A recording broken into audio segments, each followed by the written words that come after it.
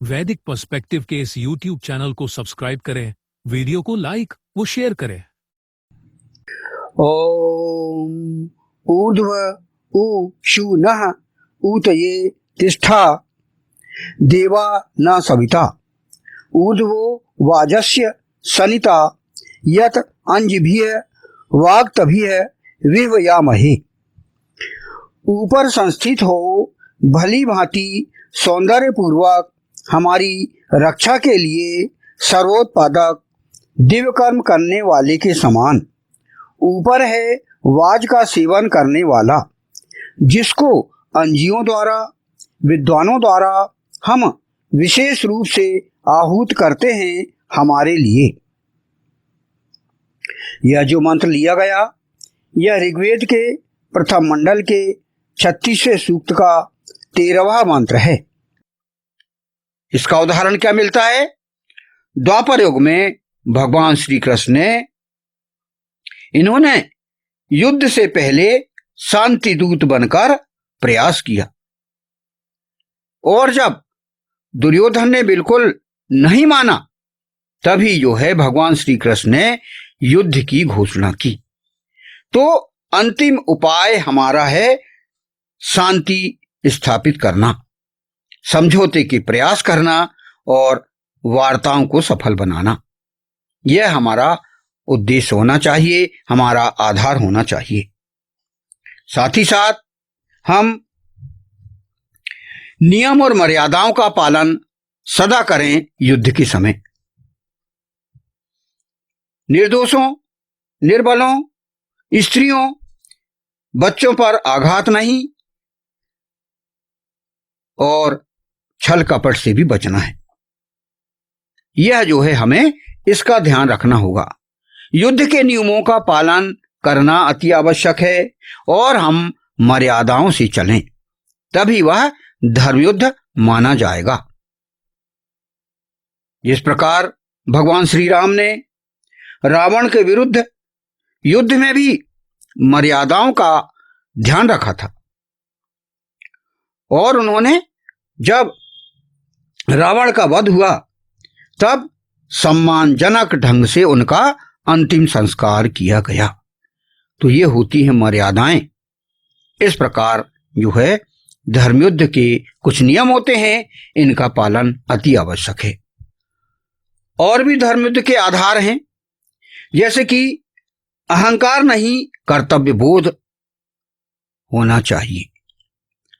लाभ के लिए बदला या घृणा से प्रेरित नहीं, बल्कि कर्तव्य और धर्म से प्रेरित हो। यानी जो भी हमारा युद्ध हो वह इस प्रकार हो कि हम धर्म का पालन कर रहे हैं, कर्तव्य का पालन कर रहे हैं। यह भावना हमारी सर्वोपरि होना चाहिए। अहंकार हमारे मन में बिल्कुल नहीं रहना चाहिए,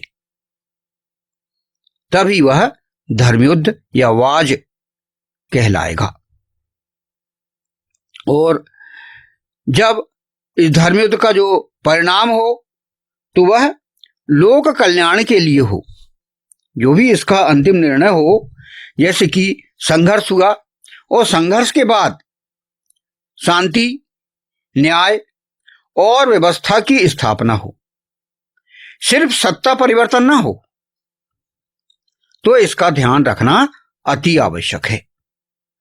जिस प्रकार भगवान श्री राम ने त्रेता युग में रावण और अन्य दुष्टों का विनाश करने के पश्चात राम राज्य का संस्थापन किया, और वह 11,000 वर्ष तक उन्होंने राम राज्य का संस्थापन किया और बाकायदा अच्छी तरह से, मर्यादा से और नियम के आधार पर उन्होंने जनता को, प्रजा को सुखी रखा। उसी प्रकार द्वापर युग में भी भगवान श्री कृष्ण ने महाभारत युद्ध के पश्चात पांडवों को राज्य सौंपा और धर्मानुकाल शांति स्थापित की। तो धर्मयुद्ध केवल अस्त्र शस्त्र से नहीं, बल्कि क्या है कि अन्याय के विरुद्ध अहिंसक आंदोलन है ये। और भ्रष्टाचार के खिलाफ कानूनी लड़ाई भी एक धर्मयुद्ध कहलाती है। और समाज सुधार के लिए जो सतत प्रयास किए जाते हैं, ये भी एक धर्मयुद्ध की संज्ञा हम दे सकते हैं। आज के युग में कई प्रकार के युद्ध जो लड़े जाते हैं, वे यदि इन नियमों के आधार पर यदि लड़े गए हैं तो वे सही धर्मयुद्ध कहलाएंगे। यदि ये सत्य और मर्यादा के साथ हों तो इन्हें धर्म संग्राम कहा जा सकता है।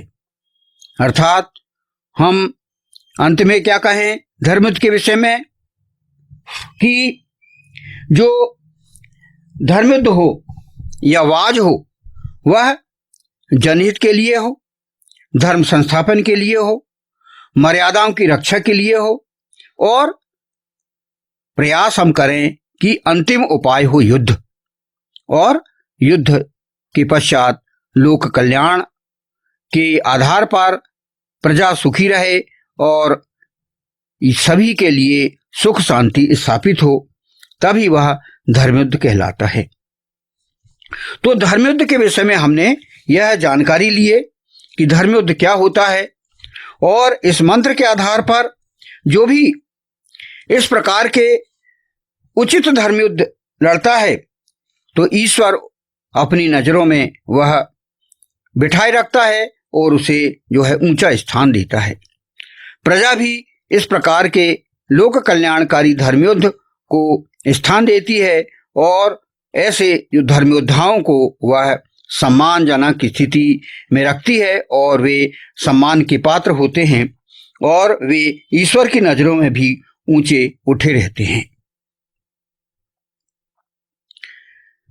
इसी मंत्र के अगले तारतम्य में यहां पर कहा गया है इस फुटनोट में, जिसको अंजियों द्वारा,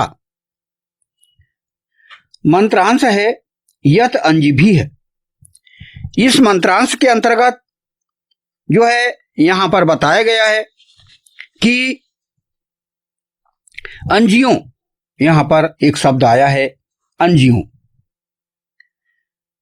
ऐसी लड़कियों और औरतों द्वारा जो ज्वाला के समान हों।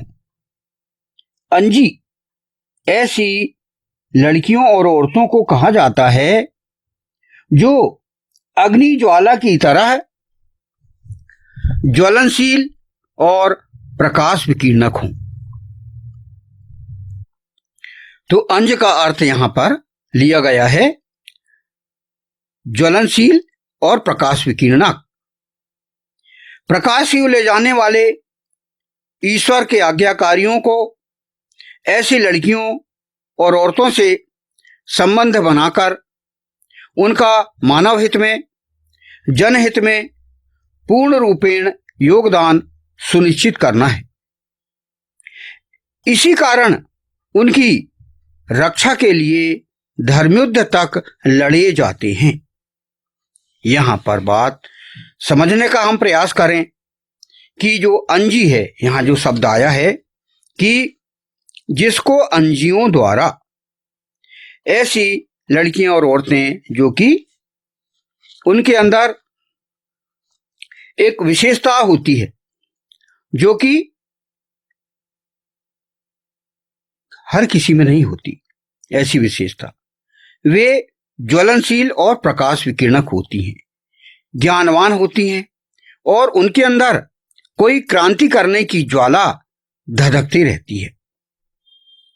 ऐसी लड़कियों का मान सम्मान करना अति आवश्यक है। हम यह 13वां मंत्र समझ रहे हैं जिसमें संदर्भ चल रहा है धर्मयुद्ध की महत्ता, कि धर्मयुद्ध किन किन कारणों से लड़ा जाए और वह मर्यादित हो, नियम के अनुकूल हो। तो यहां पर शब्द आया है अंजियों। तो अंजियों की यहां पर बात आई है, उसको हम समझने का प्रयास करते हैं। पुराण काल, प्राचीन इतिहास और आधुनिक युग, तीनों में ऐसी अनेक नारियां हुई हैं जिनका व्यक्तित्व अग्नि जैसा तेजस्वी, ज्वलंत, प्रेरणादायी और प्रकाश फैलाने वाला रहा है।